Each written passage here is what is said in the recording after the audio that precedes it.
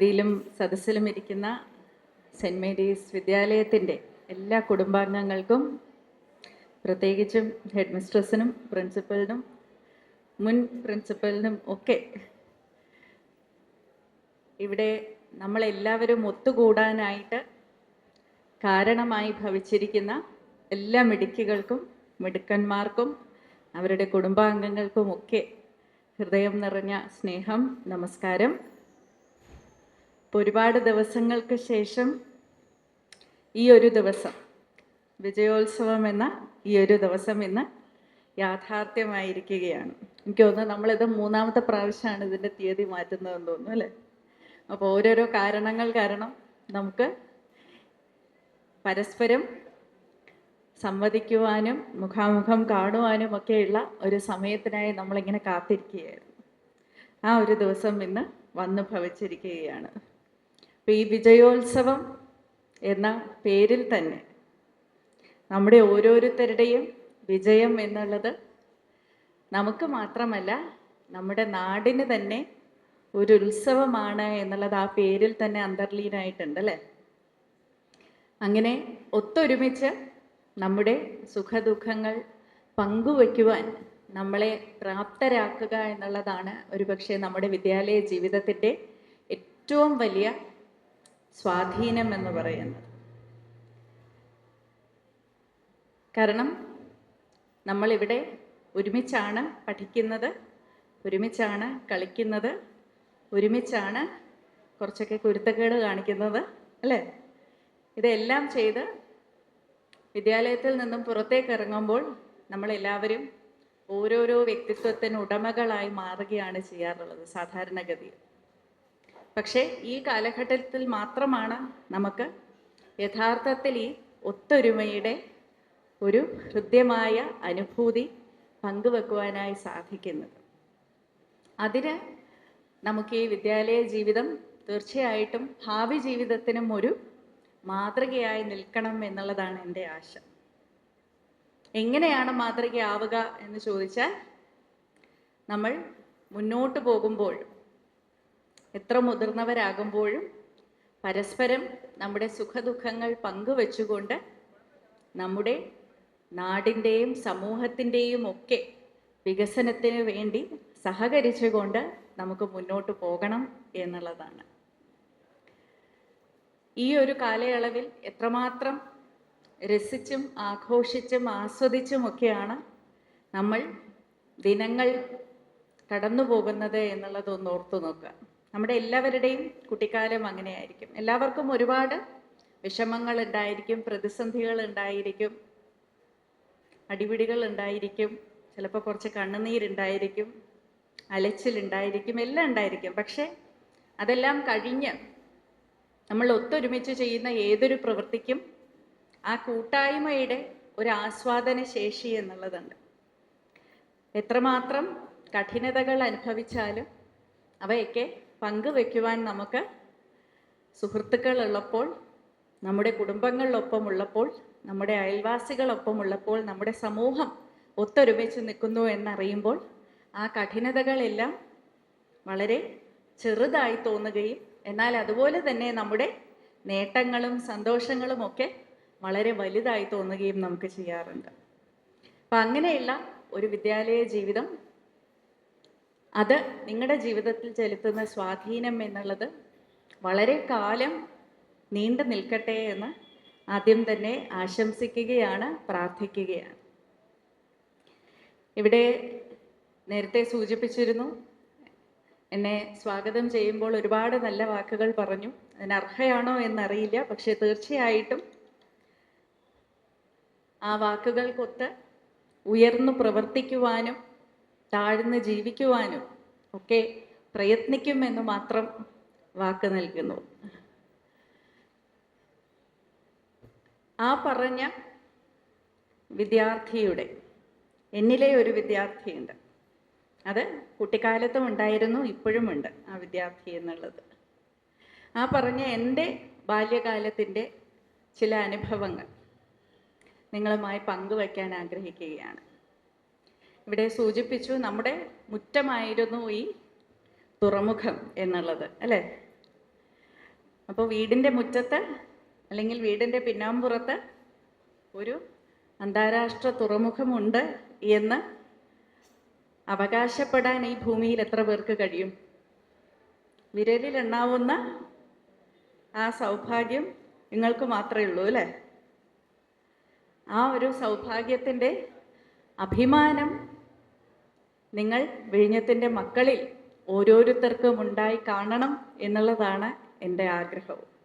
ഞാൻ ജനിച്ചു വളർന്നത് തിരുവനന്തപുരത്തിൻ്റെ, നമ്മുടെ തലസ്ഥാന നഗരത്തിൻ്റെ ഭരണസിരാകേന്ദ്രം. ഏതാണ് ഭരണസിരാകേന്ദ്രം? സെക്രട്ടേറിയറ്റ് അല്ലേ? സെക്രട്ടേറിയറ്റിൻ്റെ വശങ്ങളിൽ പോയിട്ടുണ്ടോ നിങ്ങൾ? പോയിട്ടുണ്ട്. അപ്പോൾ അറിയാം എല്ലാവർക്കും അല്ലേ? അപ്പോൾ സെക്രട്ടേറിയറ്റിൻ്റെ പിന്നാമ്പുറത്തിലുള്ള ഒരു ഗവൺമെൻറ് പ്രസ് ഉണ്ട്. ആ പ്രസ്സിൻ്റെ സൈഡിൽ കൂടെയുള്ള ഒരു റോഡുണ്ട്. പ്രസ് റോഡ് എന്നാണ് അത് പൊതുവെ അറിയപ്പെടുന്നത്. അപ്പോൾ ഈ പ്രസ് റോഡ് അന്ന് ഞാൻ ജനിച്ച കാലത്ത് അന്ന് അവിടെ വീടുകളൊക്കെ ഉണ്ടായിരുന്നു. ഇപ്പം എല്ലാം സ്ഥാപനങ്ങളും വലിയ കെട്ടിടങ്ങളും ഒക്കെ ആയി മാറിക്കഴിഞ്ഞു. അവിടെ ഒരു ചെറിയ ഓടിട്ട വീട്ടിൽ വാടകയ്ക്ക് താമസിക്കുകയായിരുന്നു ഞങ്ങൾ. എൻ്റെ അപ്പാവും അമ്മയും ചേച്ചിയും ഞാനും അടങ്ങുന്ന ഒരു ചെറിയ കുടുംബം. അപ്പോൾ അവിടെ ഒരു ചെറിയ ഓടിട്ട വീട്ടിൽ വാടകയ്ക്ക് താമസിക്കുകയായിരുന്നു ഞങ്ങൾ. ആ വീട്ടിലേക്ക് കയറി പോകുവാനായി ഒരു ഒറ്റയടി പാതയായിരുന്നു ഉണ്ടായിരുന്നത്. കാറോ ഓട്ടോയോ സ്കൂട്ടറോ പോലും കയറാൻ വലിയ പ്രയാസമുള്ള ഒരു ഒറ്റയടി പാതയിലൂടെ ഇങ്ങനെ അകത്തേക്ക് കയറിപ്പോയാൽ, പക്ഷെ അകത്ത് കയറിക്കഴിഞ്ഞാൽ വളരെ മനോഹരമായിട്ടുള്ള ഒരു കുഞ്ഞ് ഇങ്ങനെ ചിമിഴ് പോലുള്ള നല്ലൊരു ഓടിട്ട വീടും അതിന് ചുറ്റും കുറേ ചെടികളൊക്കെയുള്ള വളരെ ഹരിതാഭമായിട്ടുള്ള ഓർമ്മയാണ് എനിക്കുള്ളത്.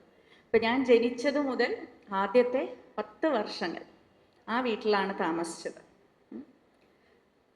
അവിടെ താമസിക്കുമ്പോൾ അവിടെ നിന്നും ദിവസവും എൻ്റെ സ്കൂളിലേക്ക് ഇതുപോലെ തന്നെ ഇപ്പിട്ട ഈ പാട്ടുകളൊക്കെ ഞങ്ങളുടെ സ്കൂളിലും ഇതുപോലെ തന്നെ ഇടുമായിരുന്നു. ജോയ് ടു ദ വേൾഡും ലീഡ് കൈൻഡ്ലി ലൈറ്റും ഒക്കെ. അപ്പോൾ ഞങ്ങളുടെ സ്കൂളിലേക്ക് ഞാൻ അവിടെ നിന്നും നടന്നു പോയിട്ടായിരുന്നു വന്നുകൊണ്ടിരുന്നത്. ഞാനും എൻ്റെ ചേച്ചിയും ഒക്കെ തന്നെ സ്കൂളിലേക്ക് എന്നും നടന്നു പോയിട്ടാണ് തിരിച്ചു വരിക. ഓരോ ദിവസവും ഇത്രയും തിരക്കിട്ട വീഥികളിലൂടെ ഞങ്ങൾ കുട്ടികൾ മാത്രം ഒരു ചേച്ചിയുടെ കൂടെ നടന്നു പോയിട്ട് വരികയായിരുന്നു. ഓരോ ദിവസവും സ്കൂളിൽ പോയിട്ട് തിരിച്ചു വരുമ്പോൾ അറിയാതെ തന്നെ, ഒരു പക്ഷേ ബോധ മനസ്സ് അറിയാതെ തന്നെ സെക്രട്ടേറിയറ്റിൻ്റെ മുന്നിലൂടെ നടന്നു വരികയും പോവുകയും ഒക്കെ ചെയ്യുമ്പോൾ ആ വഴിയിലൂടെ അനവധി അന്നത്തെ മുതിർന്ന നേതാക്കളും മന്ത്രിമാരും ഉദ്യോഗസ്ഥരും ഓഫീസർമാരും പൊതുജനങ്ങളും ഒക്കെ ആ വഴിയിലൂടെ നടന്നു പോകുന്നതും വണ്ടിയിൽ പോകുന്നതും ഈ പറയുന്ന കാറുകളിൽ പോകുന്നതും കൊടി വെച്ച കാറുകളിൽ പോകുന്നതും ലൈറ്റ് വെച്ച കാറുകളിൽ പോകുന്നതും ഒക്കെ വളരെ ചെറിയ പ്രായത്തിൽ കണ്ടിട്ടുണ്ട്. പക്ഷെ അത് അനുദിനം കാണുന്ന ഒരു രംഗമായിരുന്നു. ഇതിനകത്ത് എന്താണ് സംഭവിക്കുന്നത് എന്നുള്ളത് ഒരു കൗതുകം എന്ന വണ്ണം ആ പ്രായത്തിൽ മനസ്സിലെവിടെയോ ഒരു ചെറിയ വിത്ത് പാകിയിട്ടുണ്ടായിരുന്നു. പക്ഷെ അതിനകത്ത് കയറുവാനോ അവിടെയുള്ള ആരുമായിട്ടും ഏതെങ്കിലും തരത്തിലുള്ള ഒരു ബന്ധം സ്ഥാപിക്കാനോ ഒന്നും യാതൊരു നിവൃത്തിയും ഇല്ലാത്ത ഒരു കാലഘട്ടം. കാരണം വളരെ ലളിതമായ ഒരു മധ്യവർഗ കുടുംബത്തിൽ ജനിച്ച് വളർന്ന കുട്ടിയായതുകൊണ്ട് തന്നെ അപ്പായും അമ്മയും രണ്ടുപേരും ഉദ്യോഗസ്ഥരായിരുന്നു. അപ്പ VSSCയിലായിരുന്നു. അദ്ദേഹം ആദ്യം ഒരു സ്റ്റെനോഗ്രാഫറായിട്ടാണ് അവിടെ കയറുന്നത്, അമ്മ ബാങ്കിൽ ക്ലർക്കായിട്ട്. അപ്പം അങ്ങനെയുള്ള ഒരു കുടുംബത്തിൽ, ഞങ്ങളുടെ ഈ പറഞ്ഞ ഒരു വലിയ കുടുംബം എടുത്തു നോക്കിയാൽ, അതായത് നമ്മുടെ അമ്മാവൻ പേരമ്മ ഒക്കെയുള്ള രണ്ട് വശത്തുമുള്ള കുടുംബങ്ങൾ എടുത്തു നോക്കിയാലും അതിൻ്റെ അകത്ത് ആരും തന്നെ ഈ പറയുന്ന മേഖലകളിലൊന്നും കാലുകുത്തിയിട്ടില്ല. ഈ കാഴ്ചകൾ എന്ന് പറയുന്നത് അനുദിനം മനസ്സിലേക്ക് ഈ കാഴ്ചകൾ കയറുമ്പോൾ തന്നെ നമ്മൾ അറിയാതെ നമ്മുടെ ഉപബോധ മനസ്സിൽ ഇതിനെക്കുറിച്ചുള്ള ഒരു സ്വപ്നം നമ്മൾ അറിയാതെ ഇങ്ങനെ നെയ്തെടുത്തുകൊണ്ടിരിക്കുകയായിരുന്നു എന്നുള്ളത് വളരെ കാലങ്ങൾക്ക് ശേഷമാണ് ഞാൻ തിരിച്ചറിയുന്നത്. ആ സ്വപ്നം തിരിച്ചറിയുവാനായി ഒരു പക്ഷേ കുറച്ച് സമയം എനിക്ക് വേണ്ടി വന്നു. ആ സ്വപ്നം തിരിച്ചറിയുവാൻ എന്നെ പ്രേരിപ്പിച്ചതും എൻ്റെ അധ്യാപകർ തന്നെയായിരുന്നു. അപ്പം എൻ്റെ ഉള്ളിൽ സിവിൽ സർവീസ് എന്നുള്ള ഒരു മോഹം ഉണ്ടാക്കി എടുത്തതിന് തീർച്ചയായിട്ടും ഞാൻ അറിയാതെ തന്നെ എൻ്റെ മുന്നിലൂടെ മിന്നിമാഞ്ഞ ആ കാഴ്ചകൾക്കും അന്ന് എനിക്ക് അപരിചിതരായിരുന്ന എന്നാൽ ഞാൻ ആരാധനയോടെ നോക്കിക്കണ്ടിരുന്ന ഒരുപാട് മുതിർന്ന ഉദ്യോഗസ്ഥരും നേതാക്കളും പൊതുജനങ്ങളും ഒക്കെ അതിന് കാരണഭൂതരായിട്ടുണ്ട് എന്ന് ഞാൻ ഇന്ന് ആദരവോടെ ഓർക്കുകയാണ്. ആരുടെയും ജീവിതം പ്രശ്നരഹിതമല്ല. ആരുടെയും ജീവിതം അനായാസമായി ജീവിച്ചു തീർക്കാൻ സാധിക്കുന്നതല്ല. ഇത് എനിക്ക് പറഞ്ഞു തന്ന നിങ്ങളെപ്പോലെയുള്ള ഒരു ബാലികയുണ്ടായിരുന്നു. ഞാൻ ഇവിടെ വരുന്നതിന് മുൻപേ MBBS പഠിച്ചതിന് ശേഷമാണ് IAS വന്നത്. അപ്പോൾ MBBS പഠിച്ചുകൊണ്ടിരിക്കുന്ന കാലഘട്ടം ക്രിസ്ത്യൻ മെഡിക്കൽ കോളേജ് വെല്ലൂരിലായിരുന്നു MBBS ചെയ്തത്. അവിടെ പഠിച്ചുകൊണ്ടിരിക്കുന്ന കാലഘട്ടത്തിൽ ഒരു ദിവസം ഞങ്ങളുടെ അവിടുത്തെ പ്രാദേശിക ജനതയ്ക്കായിട്ടുള്ള ഒരു ചെറിയ ആശുപത്രി ഉണ്ട്. അവിടെ low cost effective care unit എന്നാണ് അതിൻ്റെ പേര്. നമ്മുടെ ഈ വലിയ ആശുപത്രിയിലെ തിക്കും തിരക്കും ഒന്നും കൊള്ളാതെ തന്നെ, അതിൽ പെടാതെ തന്നെ, എന്നാൽ അവിടെ കൊടുക്കുന്നത് പോലെ മേന്മയാർന്ന ചികിത്സ പ്രാദേശിക ജനതയ്ക്ക് കൊടുക്കുക എന്നുള്ളതിന് വേണ്ടിയിട്ടുള്ള ഒരു ചെറിയ ആശുപത്രിയായിരുന്നു CMCയുടെ തന്നെ അവിടെ. കാരണം വലിയ ആശുപത്രിയിൽ ഭാരതത്തിൽ അങ്ങോളം ഇങ്ങോളമുള്ള എല്ലാ സംസ്ഥാനങ്ങളിൽ നിന്നുള്ള രോഗികൾ ചികിത്സയ്ക്കായിട്ട് വരും. അപ്പം ഈ ചെറിയ ആശുപത്രിയിൽ ഞാൻ ഒരു ദിവസം OPDയിൽ ഇരിക്കുന്ന സമയത്ത് ആനന്ദി എന്നായിരുന്നു ആ കുട്ടിയുടെ പേര് എന്നാണ് എൻ്റെ ഓർമ്മ. അപ്പം ആനന്ദി എന്ന് പറയുന്ന ഒരു കുട്ടി എൻ്റെ മുന്നിലേക്ക് വന്നു. 13 വയസ്സായിരുന്നു അവൾക്ക്.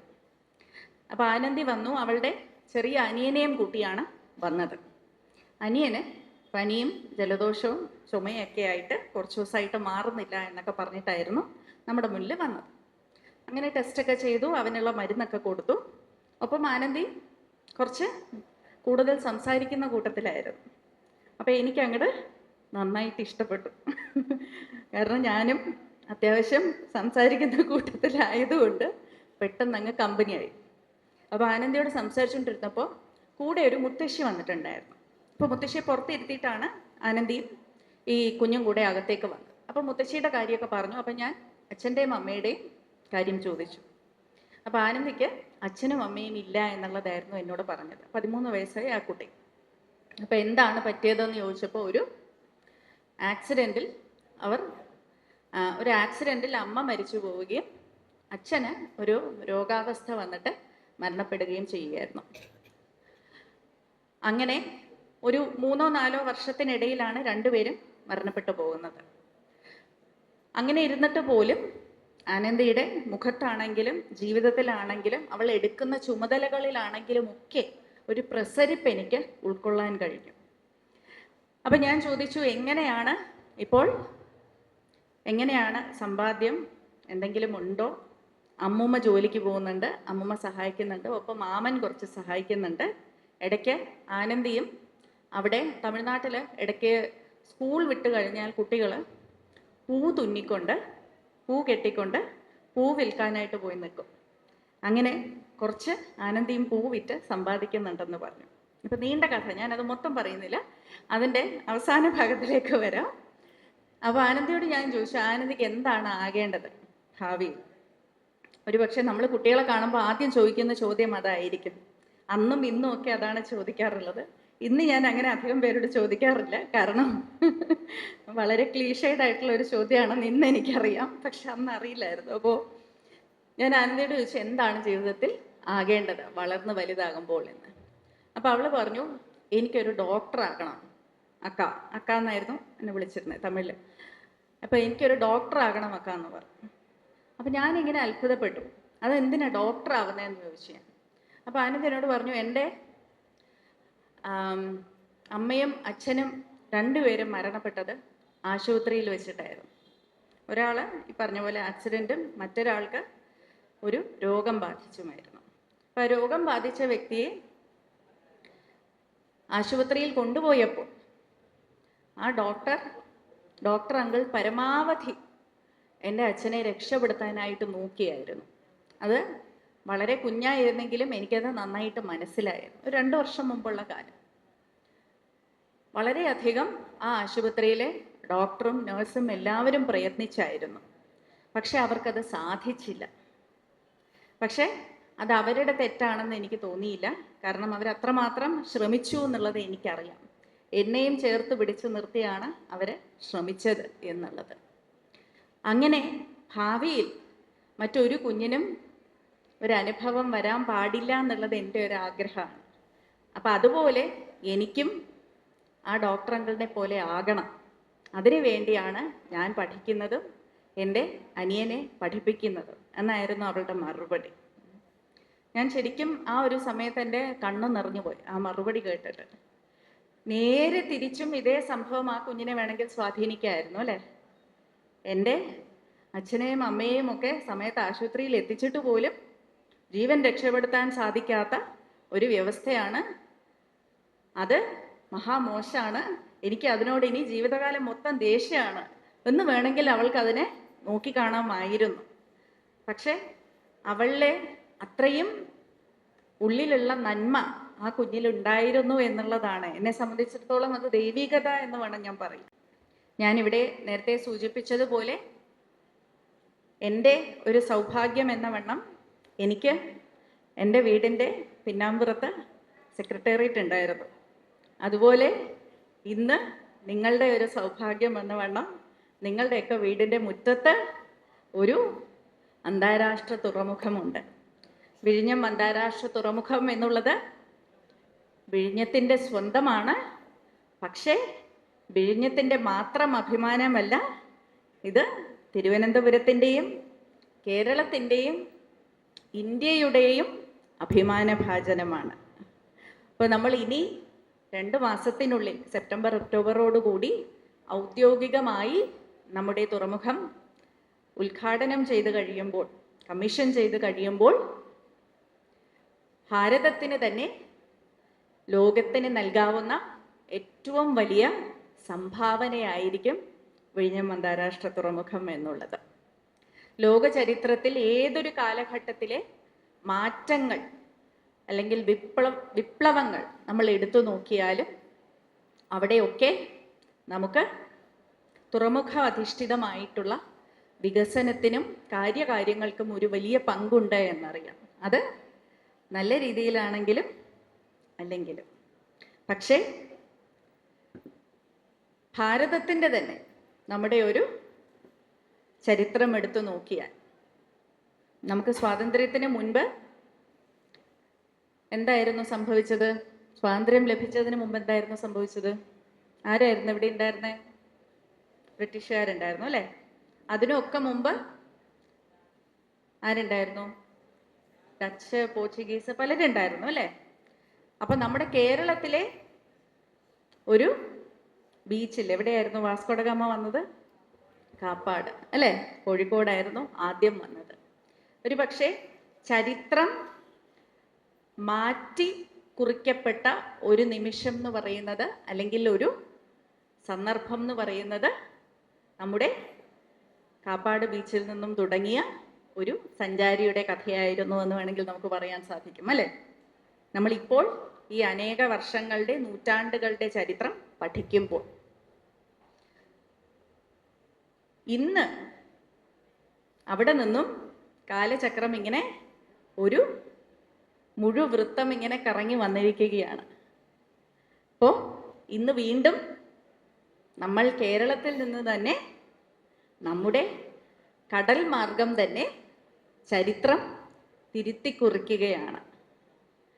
പക്ഷേ ഇപ്രാവശ്യം അത് ഉയർച്ചയുടെയും വളർച്ചയുടെയും വികസനത്തിൻ്റെയും ലക്ഷ്യം വെച്ചുകൊണ്ടുള്ള ഒരു സഞ്ചാരത്തിൻ്റെ ചരിത്രമാണ്. ആ ഒരു ചരിത്രത്തിൻ്റെ ഭാഗമാണ് നിങ്ങൾ ഓരോരുത്തരും ഇവിടെ ഇരിക്കുന്നവർ. യഥാർത്ഥത്തിൽ ഇവിടെ ഇരിക്കുന്ന ഞങ്ങൾ എല്ലാവരുടെയും ഒരു പക്ഷേ ജീവിതത്തിലെ അഭിലാഷങ്ങൾ പലതും നടക്കുകയും നടക്കാത്തതുമായിട്ടുള്ള പല അഭിലാഷങ്ങളും കഴിഞ്ഞ വ്യക്തികളാണ് ഇപ്പുറത്തിരിക്കുന്നത്. പക്ഷെ അങ്ങേ വശം ഇരിക്കുന്ന നിങ്ങൾ ഓരോരുത്തരും ജീവിതത്തിൽ ഇനി നിങ്ങളുടെ സ്വപ്നങ്ങൾക്ക് ചിറകുകൾ ഏകാൻ ആരംഭിക്കുന്ന ഒരു കാലഘട്ടമാണ്. അപ്പം ഈ ഒരു കാലഘട്ടമാണ് യഥാർത്ഥത്തിൽ ഏറ്റവും ഉപയുക്തമാക്കി നിങ്ങൾക്ക് വിഴിഞ്ഞം അന്താരാഷ്ട്ര തുറമുഖത്തിൻ്റെ ഈ ചരിത്രത്തിൻ്റെ ഒരു ഭാഗമാകാൻ സാധിക്കുന്ന കാലഘട്ടം എന്നുള്ളത് മാത്രം ഊന്നി പറയാൻ ആഗ്രഹിക്കുകയാണ്. നമുക്കിവിടെ community skill development centre Kerala സർക്കാരിൻ്റെ ഒരു ഉദ്യമമായി നമ്മൾ ആരംഭിച്ചിട്ടുണ്ട്. നമ്മുടെ വിദ്യാലയ ജീവിതം കഴിയുമ്പോൾ തന്നെ എന്തൊക്കെയാണ് അവിടെ നൈപുണ്യ വികസനത്തിനായി കോഴ്സുകൾ ഉള്ളത്, ഈ പറയുന്ന മാരിടൈം സെക്ടർ എന്നുള്ള ഒരു ബൃഹത്തായ വളരെ വിപുലമായിട്ടുള്ള ഒരു മേഖലയാണ് സമുദ്രാധിഷ്ഠിത വ്യവഹാരം എന്ന് പറയുന്നത്. അവിടെ നമുക്ക് എന്തൊക്കെയാണ് ചെയ്യാൻ സാധിക്കുന്നത്, എന്തൊക്കെ മാറ്റങ്ങളാണ് കൊണ്ടുവരാൻ സാധിക്കുന്നത്, എന്തൊക്കെ തൊഴിലവസരങ്ങളാണ് ഉള്ളത്, എങ്ങോട്ടൊക്കെയാണ് നമുക്കിനി സഞ്ചരിക്കാൻ സാധിക്കുന്നത് എന്നുള്ളതൊക്കെ നിങ്ങളും പഠിക്കണം, അതിലൊക്കെ പങ്കാളികളാകണം എന്നുള്ളത് മാത്രമാണ് നിങ്ങളോടുള്ള അഭ്യർത്ഥന. തുറമുഖം നമ്മൾ നിർമ്മിച്ചു കഴിഞ്ഞാൽ അതിന് കൂടുതൽ ഓജസ് പകരേണ്ടത് നിങ്ങൾ ഓരോരുത്തരുമാണ്. കാരണം ഇനി ഇത് നിങ്ങളുടെ കൈകളിലേക്ക് എടുത്തങ്ങ് തരികയാണ് ഉണ്ടാക്കി കഴിഞ്ഞതിന് ശേഷം. അപ്പോൾ അത് വിഴിഞ്ഞത്തിൻ്റെ സ്വന്തം മക്കളുടെ തുറമുഖമാണ്.